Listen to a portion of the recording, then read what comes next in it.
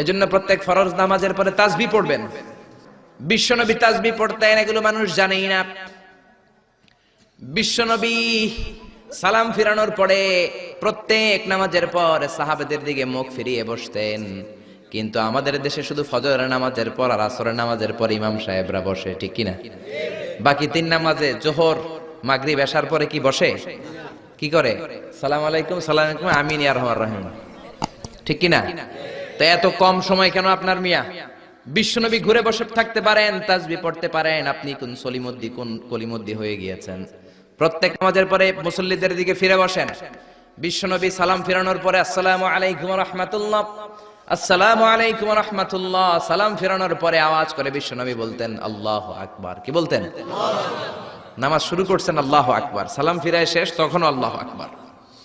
তারপরে তিনবার পড়তেন আস্তাগফিরুল্লাহ, আস্তাগফিরুল্লাহ, আস্তাগফিরুল্লাহ, তারপরে পড়তেন আস্তাগফিরুল্লাহ আল্লাযী লা ইলাহা ইল্লা হুয়াল হাইয়ুল কাইয়্যুম ওয়া আতুবু ইলাইহি।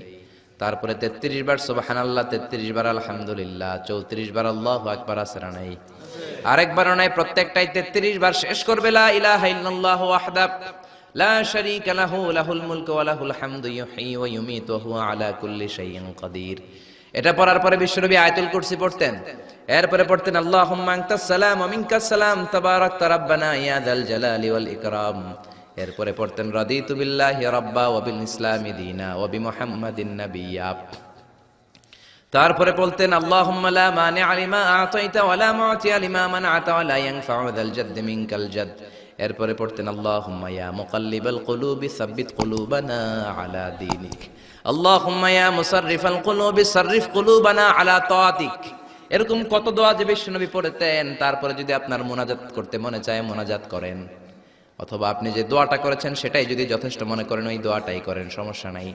কিন্তু সালাম আলাইকুম, আমিন ইয়া আরহামার রাহিমিন এটা করবেন আর তাসবিহ পড়বেন। রাজি আছেন তো?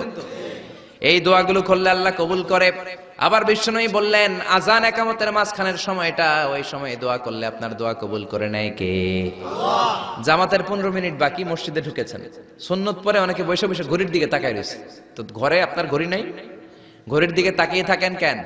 বিশ্বনবী বললেন আদ-দুআ লা ইউরাদ্দু বাইনাল আযানি ওয়াল ইকামা। আযান ইকামতের মাঝখানে দোয়া করলে ওই দোয়া আল্লাহ ফেরায় না। সুন্নত পরে আপনি বসে থাকার দরকার নাই। বাজারে যাওয়ার আগে যেমনি লিস্টি করে যান, পটল লাগবে, লাউ লাগবে, মাছ লাগবে, আল্লাহর কাছেও আপনার কি কি চাওয়া লাগবে কাগজের মধ্যে লিস্টি করে নিয়ে যাবেন। মসজিদে বসে বসে সুন্নত নামাজের পরে মুয়াজ্জিনের ইকামতের আগে ওইগুলো আল্লাহর কাছে চাওয়ার দরকার আছে না নাই? আবার বিশ্বনবী বললেন আদ-দুআ লা ইউরাদ্দু তাহতাল মাতার। বৃষ্টির নিচে দাঁড়িয়ে যখন তোমরা দোয়া করো ওই দোয়াটা কবুল করে কে? আল্লাহ।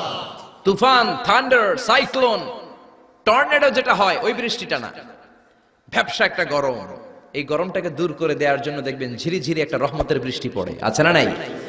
ওই দোয়ার নিচে দাঁড়িয়ে ওই বৃষ্টির পানি হাতের মধ্যে নিয়ে যদি আপনি আল্লাহর কাছে দোয়া করেন, দোয়া কবুল করে নেবে কে? আল্লাহ।